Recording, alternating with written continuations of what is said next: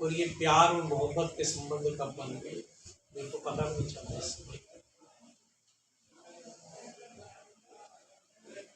कर्जे के रूप में काफी कुछ लेके जा रहा हूं मैं यहाँ से। कर्जा प्रेम का है, कर्जा आपकी मोहब्बत का है, आपके सही, आपने हर पल हर घड़ी मेरा साथ दिया है। खास तौर पे जब एक मीडिया फ्रेटर्निटी को हम देखते हैं तो बचते हैं बात करने से या उनके करीब जाने से, या कहीं कुछ उल्टा सीधा ना बोलते, या कुछ कहीं वो उल्टा सीधा हमारे बारे में ना बोलते। बट ये हमारी डेमोक्रेसी का चौथा स्तंभ है। और मैंने जब भी बात बोली या अपने एक्ट्स को आपने कवर किया, आप लोगों ने कवर किया, उसके पीछे का एक ही पर्पस था कि हम समाज के बदलाव में कुछ सहयोग कर सके, समाज के बदलाव में कुछ हम योगदान दे सके आपके माध्यम से। एक और चीज मैंने आप में नोट करी, जहां कहीं मैं जाता था आप लोग फॉलो करते थे मेरे को, क्योंकि आप समझ गए थे कि ये मैनेजर साहब जो हैं अगर कहीं पे कुछ बोल रहे हैं, इनकी बोलने की शैली भी परिवर्तन लेके आ रही है समाज पे, उसे ज्यादा से ज्यादा लोगों तक कैसे पहुंचाया जाए। और हमारा ये डेमोक्रेसी का चौथा स्तंभ जो है इसीलिए जाना जाता है कि एक छोटी सी बात को ज्यादा से ज्यादा लोगों तक कैसे उस विचार को पहुंचाया जाए। और मैंने सफलता अगर यहाँ पे पाई है अपने विचार को पहुंचाने में या लोगों की सर्विसेज और सुविधाजनक बनाने के लिए, तो उसमें आपका बहुत बड़ा योगदान है। जबकि हमारे प्रोटोकॉल्स इसे अलो नहीं करते हैं मीडिया के सामने जाना, क्योंकि हमारे अलग से डिपार्टमेंट है इसके। तो यहाँ की जरूरत थी, यहाँ पे हमने भी जरूरी समझा, मेरे अधिकारियों ने जरूरी समझा कि हम परिवर्तन में मीडिया को किस तरीके से इनका सहयोग दे सकते। मेरी अपने अधिकारियों से कई बार चर्चा हुई, सर इस प्रोटोकॉल की जरूरत है, हमें इस चौथे स्तंभ की जरूरत है, उसके बगैर हम जो है अपने लक्ष्य को प्राप्त नहीं कर सकते। कई स्कीम्स है हमारी, जो सरकारी स्कीम्स लोगों तक पहुंच ही नहीं पाती है और हम फेल हो जाते हैं धरातल पे। सरकार ने स्कीम बनाई, हम उसे एग्जीक्यूट कर रहे हैं, जिनके लिए एग्जीक्यूशन होनी है उन्हें पता ही नहीं उस स्कीम के बारे में, तो वहां पे सहयोग दिया आपने। तो समाज में आपका बहुत बड़ा एक रोल रहता है, शायद उस रोल को हमने समझने का प्रयास किया, आपने समझने का प्रयास किया। माध्यम आप बने, माध्यम बना, माध्यम मेरी कार्यशैली रही, और मैं अपने आप को सौभाग्यशाली समझता हूँ कि आपने मेरे को मौका दिया, मेरे बैंक ने मेरे को मौका दिया काम करने। मैंने जो स्टेप्स उठाए दिल से उठाए, एक ही विचार, ये काफी गरीबी में काफी पिछड़ा हुआ है, कुछ एक परिवर्तन लेके आ पाए, इनके जीवन में थोड़ा से सुधार लेके आ पाए, इनके जीवन शैली को थोड़ा सा हम जो है भला कर सकते, उसकी कितनी सफलता मिली है वो आप लोग बता सकते हैं। मेरे तो केवल प्रयास है, एक विशेष दर्जा रहेगा आपको मेरे जीवन में, मेरे व्यक्तित्व को संवारने में आपने कोई कमी नहीं छोड़ी। एक कर्जा है और इस कर्जे को जरूर उतारने का प्रयास करेंगे। आप नहीं देते थे पर मैं कहीं डिफॉल्ट करता हूँ, आप ये बन चुका है इस कर्जे के लिए,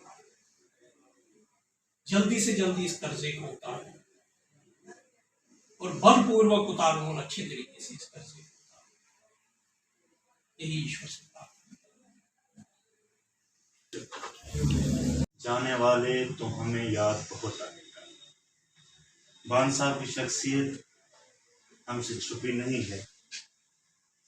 जब से यहाँ पर तैनात हुए हैं, अगरचे मेरा इनसे बहुत कम मिलना हुआ, लेकिन मैंने देखा कि बान साहब यहाँ जो अमरनाथ यात्रा चल रही है वहाँ यात्रियों की खिदमत करते हुए नजर आ रही है। यहाँ अगर बैंक में किसी को कोई परेशानी है तो बान साहब खुद उठ के वहाँ पर जाके उन लोगों की मदद कर रहे हैं।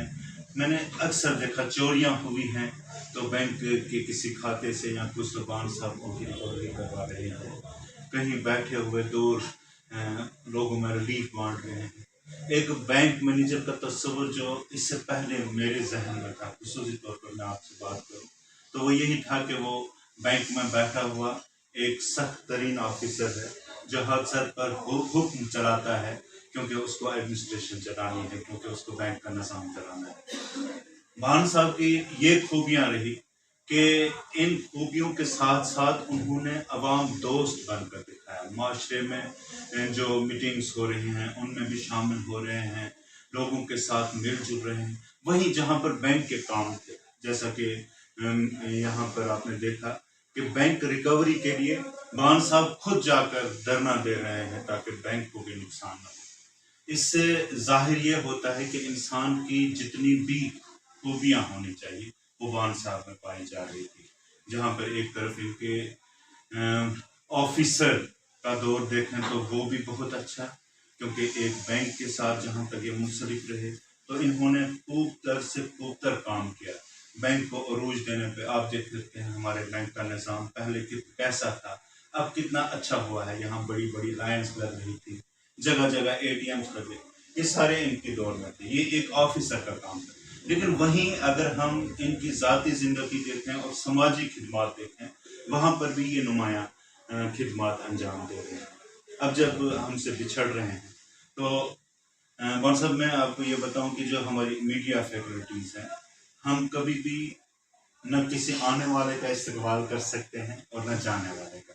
उसकी वजह ये रहती है कि हमारा माशरे में एक अलग ही काम है, तो हम ये सोचकर फूंक फूंक कर कदम रखते हैं कि कहीं ऐसा ना हो कि माशरे में कोई शख्स हमें कुछ गलत कह दे या ये कह दे कि ये किसी की तरफदारी करे। लेकिन आपका यहाँ से जाना हम लोगों के, मेरे कुछ दोस्तों को कभी ये मंजूर नहीं हुआ कि हम इनको इसी तरह जाने दें।